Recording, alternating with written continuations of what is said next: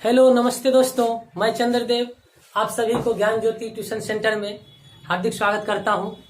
तो दोस्तों मैं लेकर आया हूं 12वीं का जो मतलब 100 नंबर्स का हिंदी होता है, जो आपका पाठ्य पुस्तक में जो दिगंत नाम का जो बुक है, जो 100 नंबर्स का पूछा जाता है, वो आप लेकर आया हूं आप सभी के लिए।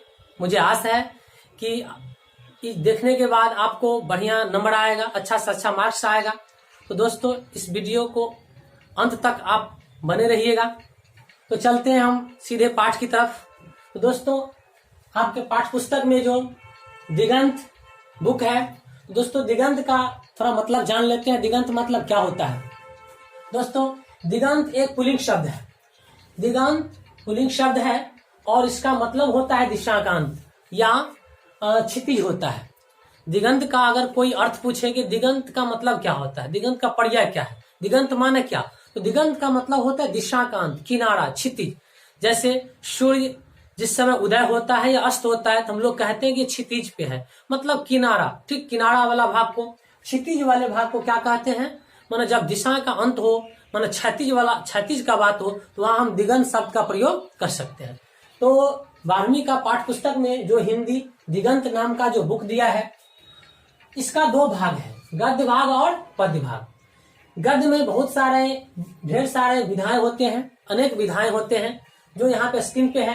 कहानी, निबंध, नाटक, रेखा चित्र, यात्रा वृतांत, एकांकी, पत्र, भाषण, आत्मकथा, हास्य व्यंग, डायरी आदि, ये सभी गद्य विधाएं हैं, गद्य भाग की विधाएं हैं। ठीक उसी प्रकार पद्य में भी होता है, सिर्फ पद्य में एक ही कविता होता है। मतलब ये आपका सिलेबस में जो दिगंत है, वो जो 100 मार्क्स का पूछा जाता है, उसका दो भाग है, गद्य और पद। तो हम लोग आज अभी गद्य का जो पहला चैप्टर है बातचीत, जो बालकृष्ण भट्ट के द्वारा रचित किया गया है, आज हम लोग पढ़ेंगे कि बालकृष्ण भट्ट जी ने बातचीत के संबंध में क्या बताया है, बातचीत कितना जरूरी है, बातचीत के बिना मानव जीवन कैसा होगा, इसके बारे में इसमें बताया गया है। तो चलते हैं दोस्तों लेखक के परिचय की तरफ कि बालकृष्ण भट्ट का जन्म स्थान कहाँ क्या है। सो दोस्तों यहाँ आप देख रहे हैं कि ये पहला पाठ है, दिगंत का पहला पाठ है बातचीत, और इसका लेखक है बालकृष्ण भट्ट। दिगंत का पहला जो पाठ है बातचीत है, लेखक बालकृष्ण भट्ट है।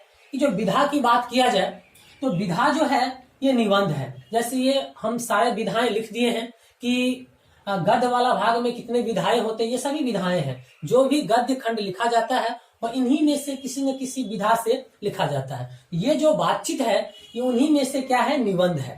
तो पूछेगा दोस्तों कि बातचीत कौन सी विधा है, बातचीत कौन सी विधा है, लगाना आपको निबंध में। बातचीत क्या है, निबंध है।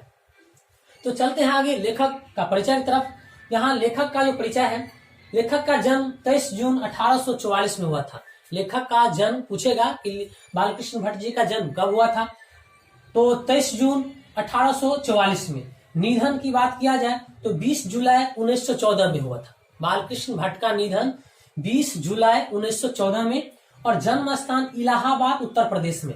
बालकृष्ण भट्ट का जो जन्म हुआ था इलाहाबाद उत्तर प्रदेश में, और माता का नाम पार्वती देवी, पिता का नाम बेनी प्रसाद भट्ट। पिताजी का नाम क्या था, बेनी प्रसाद भट्ट। पूछेगा कि बालकृष्ण भट्ट जी का पिता निम्न में से कौन है, तो बेनी प्रसाद भट्ट।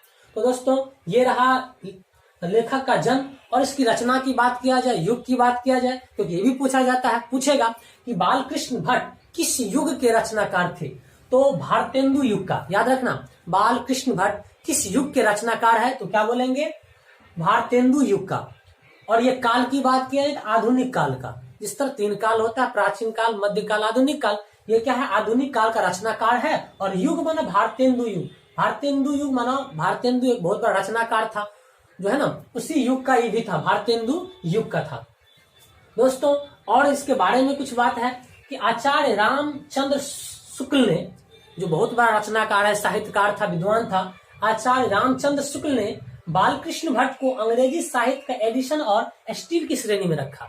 पूछ सकता है कि किसने बालकृष्ण भट्ट को अंग्रेजी साहित्य का एडिशन और स्टील की उपाधि दी। पूछ देगा कि किसने बालकृष्ण भट्ट को अंग्रेजी साहित्य का एडिशन कहा है, तो रामचंद्र शुक्ल ने बालकृष्ण भट्ट को अंग्रेजी साहित्य का एडिशन और स्टील की श्रेणी में रखा है। ये उपाधि जो है ना रामचंद्र शुक्ल ने बालकृष्ण भट्ट को कहा था या दिया था। आगे देखिए, ये जो पत्रिका ये भी पूछता है कि हिंदी प्रदीप किसकी रचना है, तो कहेंगे जो बालकृष्ण भट्ट का। तो ये पत्रिका भी मतलब संपादन किया है, प्रकाशित किया है हिंदी प्रदीप नाम का। तो हिंदी प्रदीप नाम का जो पत्रिका है किसके द्वारा लिखा गया है, तो बालकृष्ण भट्ट के द्वारा। आगे इसकी कुछ रचनाएं हैं, रचना की तरफ देख लेते हैं। ये भी पूछा जाता है कि बालकृष्ण भट्ट का रचना निम्न में से कौन है। ढेर सारे रचनाएं हैं, इसमें हम कुछ महत्वपूर्ण रचनाएं लिखे हैं, बुक में और भी रचनाएं हैं, तो उसको एक बार देख लेना। यहाँ पे देखिए क्या है, रचनाएं जो है बालकृष्ण भट्ट का रहस्य कथा, इसकी ये बुक है रहस्य कथा। उसके बाद है नूतन ब्रह्मचारी, ये इसकी दूसरा मतलब रचना है। उसी तरह है 100 आजान एक सुजान, ये बुक है, इसकी रचना है। पूछ देगा कि 100 आजान एक सुजान किसकी रचना है, तो लगाना है बालकृष्ण भट्ट में। आगे है रसातल यात्रा, उचित दक्षिणा, गुप्त वैरी, सद्भाव का अभाव, ये इसकी प्रमुख रचनाएं हैं।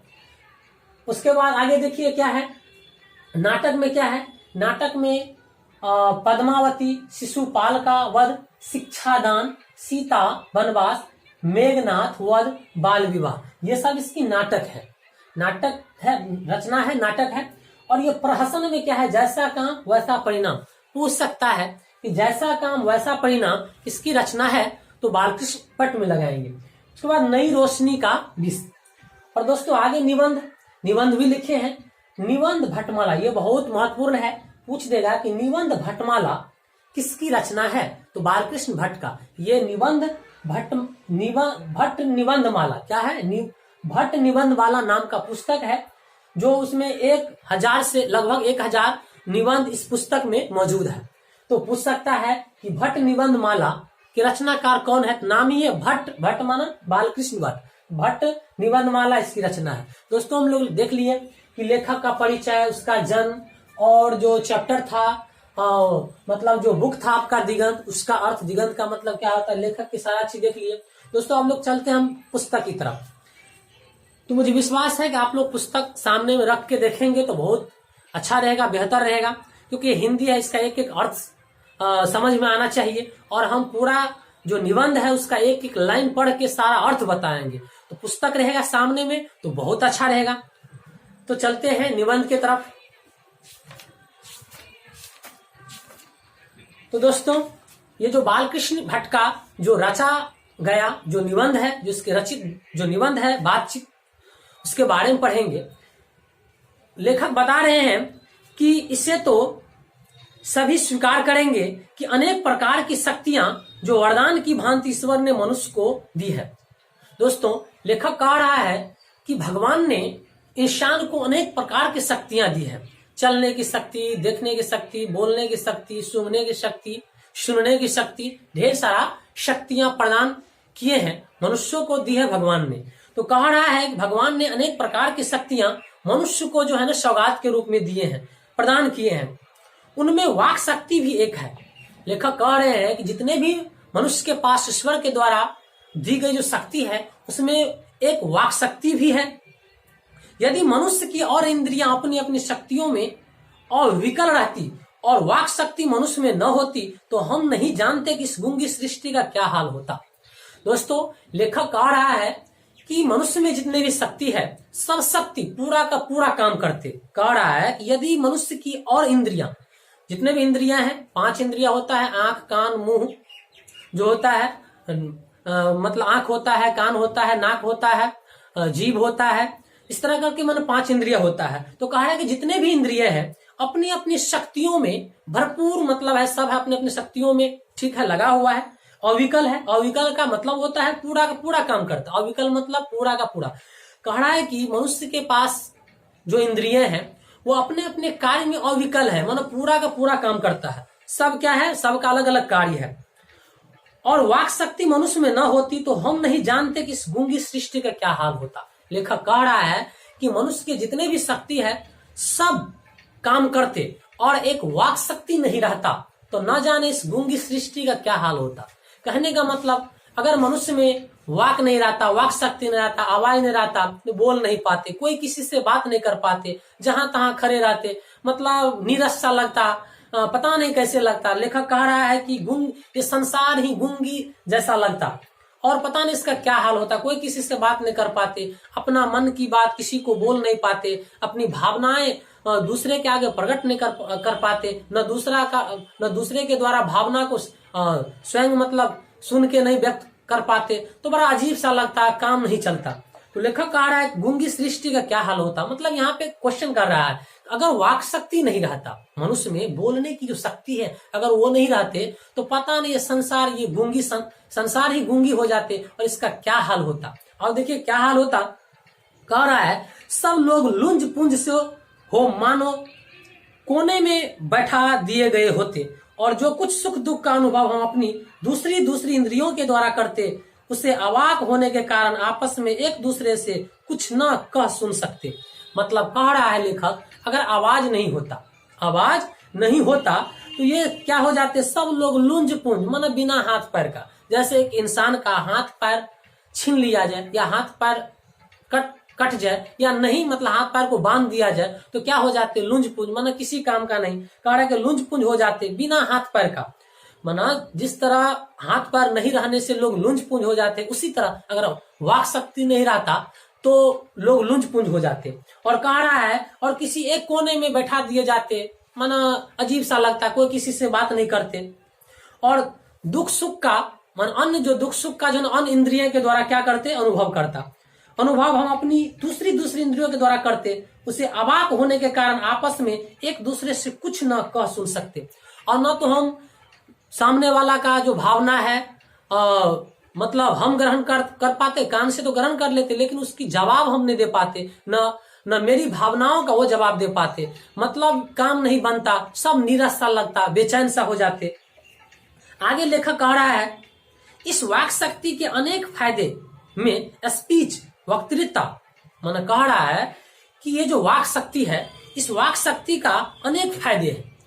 वाक शक्ति का जो दो तरह से मतलब प्रयोग किया जाता है, एक होता है स्पीच जिसे भाषण कहते हैं, वक्तृता जो बोलने की जो कला होता है, भाषण और बातचीत दोनों है। लेखक कह रहा है कि ये जो वाक शक्ति में दो चीज है, एक भाषण और एक होता है बातचीत। ये जो लेखक कह रहा है कि ये जो अवाक शक्ति है, मान बोलने की जो वाक शक्ति है, जो आवाज है, इसको जो हम जो है ना मनुष्य दो तरह से इसका उपयोग करते हैं, एक भाषण के रूप में, दूसरा जो है बातचीत के रूप में। ये जो वाक शक्ति है ना, लेखक कह रहा है कि वाक शक्ति जो है इसका दो फायदे हैं, एक भाषण वक्तृता माने बोलने की जो कला होता है, और दूसरी होता है बातचीत। ये दोनों है। पूछ सकता है कि वाक शक्ति में निम्न में से क्या क्या है, तो भाषण और बातचीत दोनों है। वाक शक्ति में क्या आता है, भाषण और बातचीत दोनों आता है। आगे लेखक बता रहा है किंतु स्पीच से बातचीत का ढंग ही निराला है। लेकिन लेखक कह रहा है कि भाषण अलग चीज होता है और बातचीत अलग है। बातचीत जो होता है वो भाषण से निराला है। निराला का मतलब होता है अलग है। जो आनंद बातचीत में आता है उतना आनंद भाषण में नहीं आता है। कह रहा है कि बातचीत का रंग ही अलग है, उसका ढंग ही अलग है, उसका जो है ना सिस्टम ही अलग है। कह रहा है कि इसका ढंग निराला है। निराला का मतलब क्या, सबसे अलग। बातचीत में वक्ता को नाज नखरा जाहिर करने का मौका नहीं दिया जाता। लेखक कह रहा है कि बातचीत में कोई नाज नखरा, कोई कॉमेडी, चुटकुला या दर्शकों को हंसाना, खुश रखना, इस तरह का कोई बात जो है ना बातचीत में नहीं देखा जाता है। बातचीत में क्या होता है, मन की बात शेयर होता है और सामने वाला का जो मन का बात होता है वो ग्रहण करता है। तो इसमें कोई नाज नखरा, कॉमेडी नहीं होता है। आगे कह रहा है जो बातचीत में वक्ता को नाज नखरा जाहिर करने का मौका नहीं दिया जाता है कि वह बड़े अंदाज से गिन गिन कर पांव रखता हुआ पुलपिट पर खड़ा हो सके। क्योंकि स्पीच में क्या होता है, दर्शक रहता है, सामने में लोग, ढेर सारे लोग रहता है, तो हर बात सोच समझ कर बोलना पड़ता है, कहां पर किस शब्द का प्रयोग करेंगे, मतलब बहुत सारे बात को देखा जाता है। और दर्शकों को खुश करने के लिए अनेक प्रकार का नाच नखरा दिखाना पड़ता है। बीच बीच में कोई चुटीला बात निकाल देता है, चुटकुला बोल देता है, या कोई घटना का वर्णन रहता है ताकि दर्शक जो होता है खुश हो जाए, लेकिन बातचीत में ऐसा कुछ भी नहीं होता है। कह रहा है बातचीत में तो बड़ा पाँव जो है, एक एक शब्द बड़ा जो है ना सोच समझ के मतलब एक एक शब्द रखना पड़ता है, लेकिन बातचीत में ऐसा कुछ भी नहीं होता है। लेखक कह रहा है पौड़कता हुआ पुलपिट पर खड़ा हो और पुण्य वाचनिया नंदी पाठ की भांति घड़ियों तक सहवान मजलिस चेयरमैन लेडीज एंड जेंटलमैन की बहुत से स्तुति करे करावे और तब किसी एक तरह वक्ता का आरंभ करे। मतलब लेखक कह रहा है कि जो भाषण होता है, भाषण में क्या होता है, एक एक शब्द को ध्यान में रखकर बोला जाता है।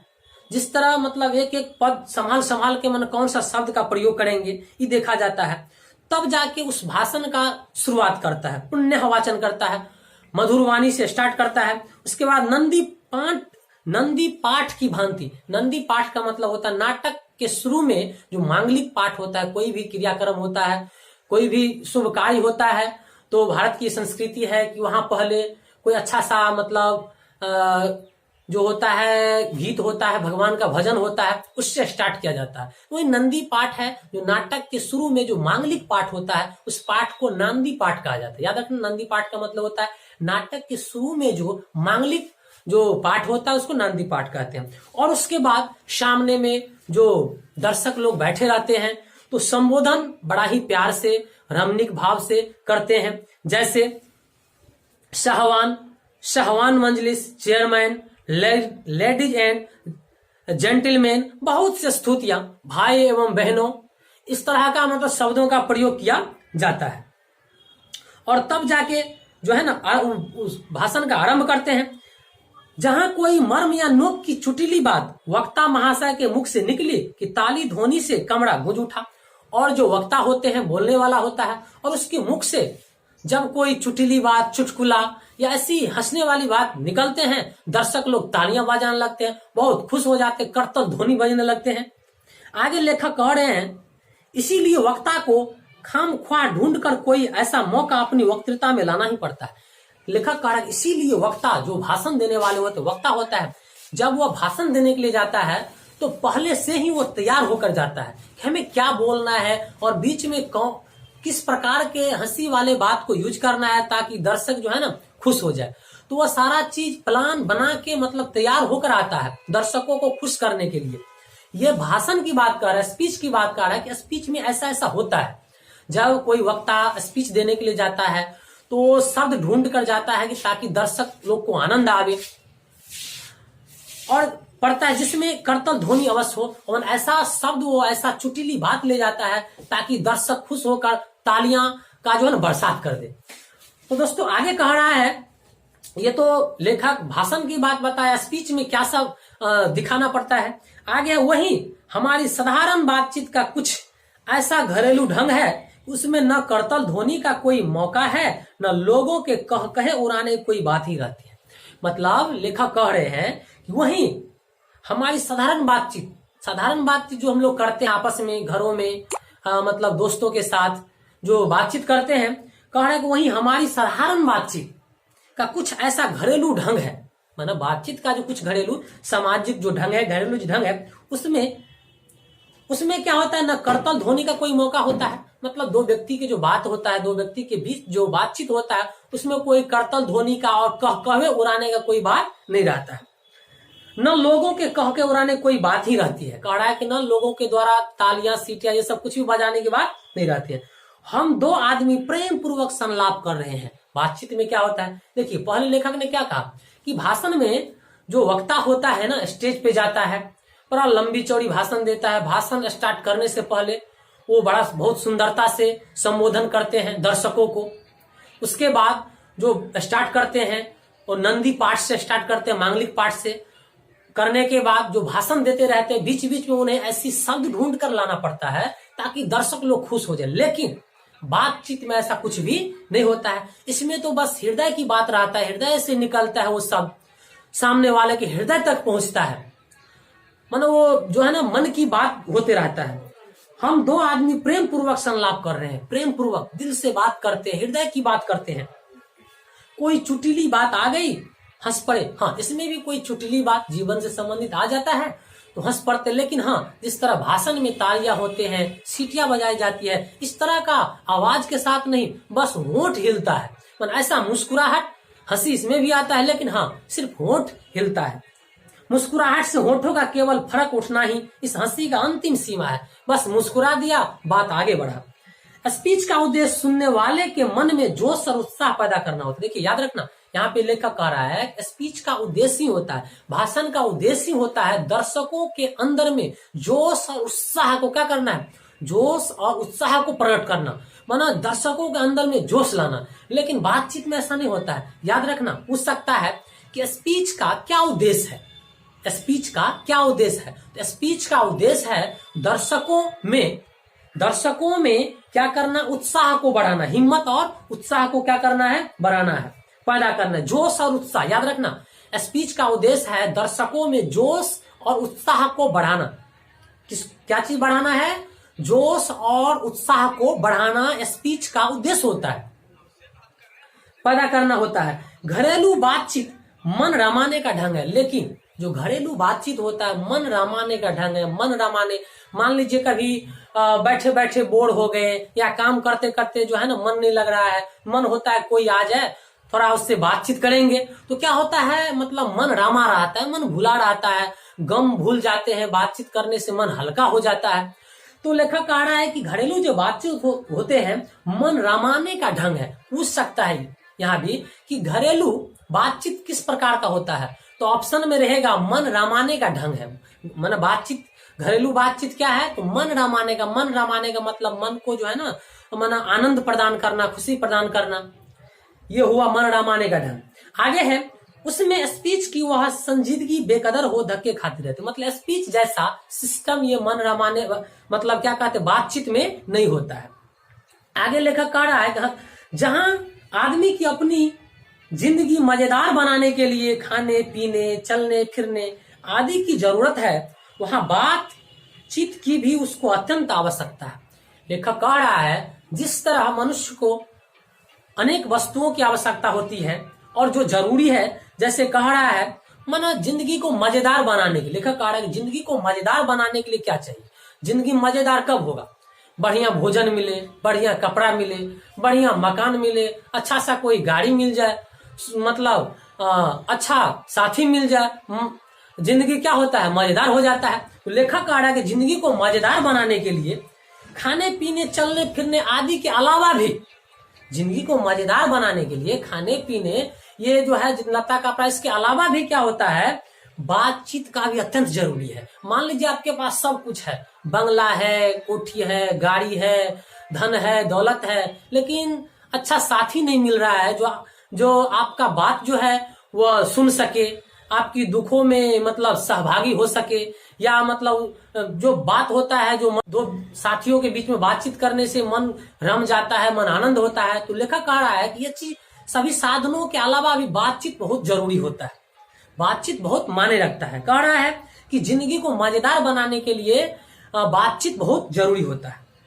आगे कह रहा है जो कुछ मवाद या धुआं जमा रहता है वह बातचीत के जरिए भाप बनकर बाहर निकल पड़ता है। देखिए बहुत सुंदर बात कह रहा है, और ऐसा होता है। लेखक कह रहा है कि जिंदगी को मजेदार बनाने के लिए धन दौलत तो चाहिए ही, घर द्वार मकान गाड़ी बंगला ये सब तो चाहिए ही, लेकिन बातचीत भी बहुत जरूरी होता है।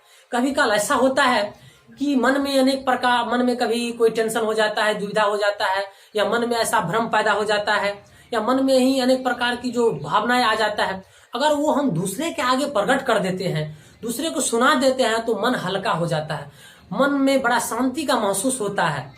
और होता है कई लोग, देखिए जब तक, कई लोग ऐसे होते हैं जब तक बात नहीं करेगा किसी से तब तक उसको जो है ना चैन नहीं होगा। तो कहने का मतलब लेखक कह रहा है कि बातचीत करने से क्या होता है, मन में जो मवाद रहता है, मवाद का मतलब होता है जो विषाद, जो भावना, जो दुख, जो बैर, या जो भी मन में जो भावना होता है, जो दुख होता है, दूसरों को सुना देने से जो क्या होता है, दिल साफ हो जाता है, मन हल्का हो जाता है। तो लेखक कह रहा है कि बातचीत करने से क्या होता है, जो मन में जो भीतर में जो मवाद या धुआं जमा, धुआं का मतलब वही मतलब मन में जो कोई दुविधा या कोई शंका या कोई विचार ऐसा रहता है जो बार बार मन में खटकता रहता है, दूसरे को सुना देने से, उसकी राय ले लेने से क्या होता है, मन शांति हो जाता है, मन शांत हो जाता है। तो कह रहा है कि ये जितने भी मतलब ये वहम होता है मन में, गंदगी रहता है, सब क्या होता है, बाहर निकल जाता है। वह बातचीत के जरिए भाप बनकर बाहर निकल जाता है। लेखक कह रहा है कि बातचीत के जरिए क्या होता है, भाप बनकर निकल जाता है। चित्त हल्का और स्वच्छ हो जाता है और परम आनंद में चला जाता है इंसान।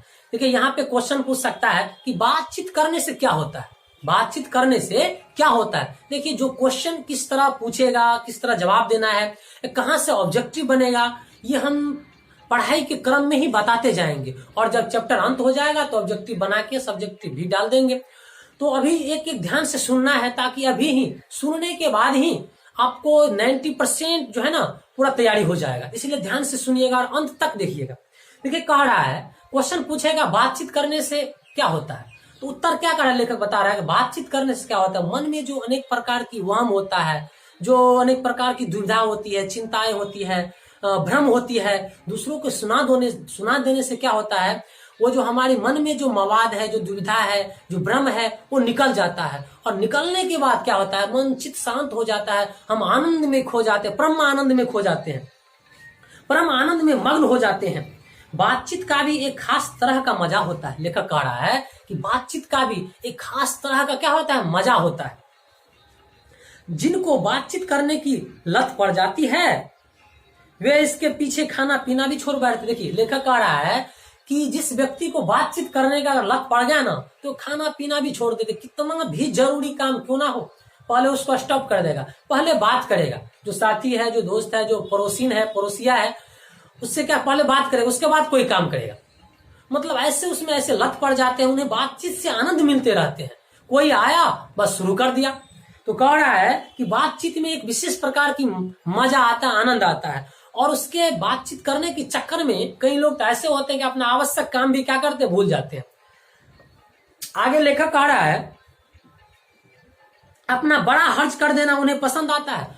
बड़ा हर्ज कहने का मतलब आवश्यक चीज भी हर्ज हो जाता है, उसका डिस्टर्ब हो जाता है, लेकिन बातचीत नहीं छूटना चाहिए। मतलब दूसरा काम डिस्टर्ब हो जाए, लेकिन बातचीत उनके लिए इतना प्रिय हो जाता है, इतना खुशी मिलता है उससे कि अन्य काम हर्जा हो जाता है, हर्ज हो जाता है, लेकिन बातचीत वो करता है। आगे है, पर वे बातचीत का मजा नहीं खोना चाहते, बातचीत का मजा वो खोना नहीं चाहते हैं। आगे है, रॉबिन्स क्रूसो का किस्सा बहुधा लोगों ने पढ़ा होगा। कह रहा है कि रॉबिन्स क्रूसो एक ऐसा इंसान था जो समुद्री यात्रा में निकला था, और अचानक समुद्र में वो तूफान आने से जो उसका जो है समुद्री जहाज जो है खो गया था, क्योंकि समुद्र तो अथाह होता है। और जो है ना पहले अभी के जमाने की तरह बहुत सारे जो टेक्निक था वो नहीं था, बहुत पुराने बात है। उस समय कोई मतलब यंत्र भी नहीं था कि कहाँ जाएंगे, मतलब किस दिशा में जा रहा है ये नाव, कुछ भी पता नहीं रहता था, वैसे लोग निकल जाता था। तो रॉबिन्स क्रूसो जो है ये भी एक मतलब इंसान है, ये भी समुद्री यात्रा करने के लिए निकला था। अचानक क्या हुआ, मतलब उसमें तूफान आया, सुनामी आया, और इसका जहाज जो है ना मतलब जहां तहां मतलब बहुत दूर चला गया। और क्या हुआ, दुर्घटना हो गया। और किसी तरह वह उससे सुरक्षित होकर एक टापू पे पहुंच गया, जहां पे कोई नहीं था, कोई जो भी साथ में खाना खर्चा लेकर मतलब गए थे, बस वो जैसे तैसे वो जो छती जो जहाज था उसको मतलब जैसे तैसे उसको लाया, और उसमें जो खाना खर्चा था, अकेले वहां पे रहता था, उसके साथ में एक कुत्ता और एक बिल्ली था, बस उन्हीं के साथ वो रहता था। लगभग कहा जाता है कई साल तक, शायद 16 साल तक इसमें दिया है, 16 वर्ष तक जो है ना इंसान का मुख नहीं देखा था।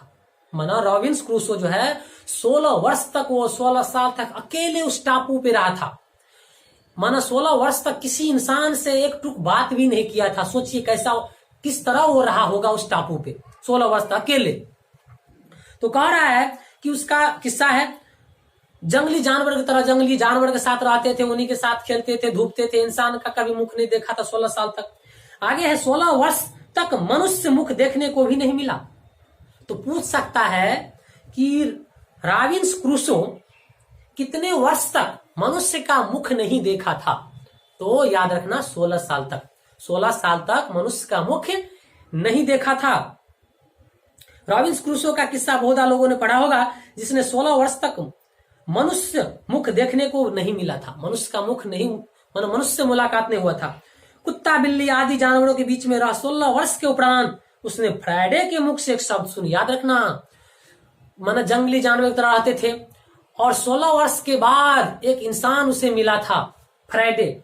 उसे भी कोई दूसरे मानव जो था ना, दूसरे मतलब उसको जो है ना अपहरण करके, क्योंकि पहले ऐसा होता था, इंसान को पकड़ के ले जाता था, बंदी बना के रखता था, या कुछ ऐसे जंगली लोग भी रहता था जो खा जाते थे। तो जो है मतलब जो फ्राइडे था उसे भी कुछ लोग जो है ना पकड़ के मतलब उसे मार रहा था, ले जा रहा था।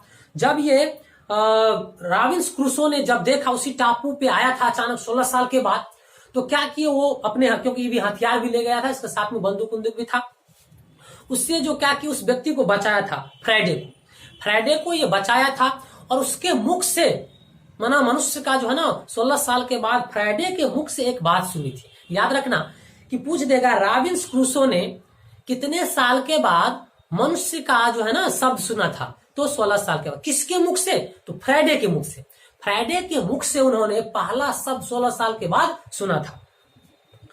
बात सुनी, यद्यपि उसने अपनी जंगली बोली में कहा था। वो भी जो फ्राइडे भी था, वो भी मतलब अलग टापू पे अलग जगह रहता था, क्योंकि भाषाएं तो अनेक है। तो जंगली बोली में कहा था, जो जंगल का लोग जो बोलते हैं, जो आदि मानव जंगल में रहने वाले जो बोलते हैं, उसका भाषा थोड़ा अजीब रहता है।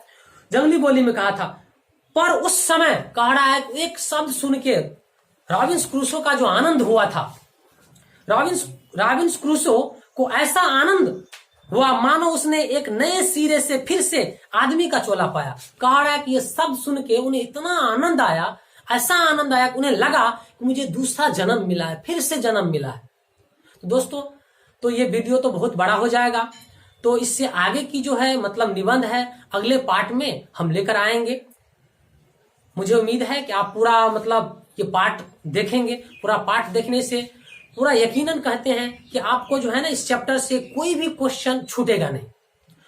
तो ठीक है, हम इससे आगे का जो निबंध है, जो पार्ट है, लेकर आएंगे। अब हम आपसे विदा चाहते हैं। नमस्ते, धन्यवाद।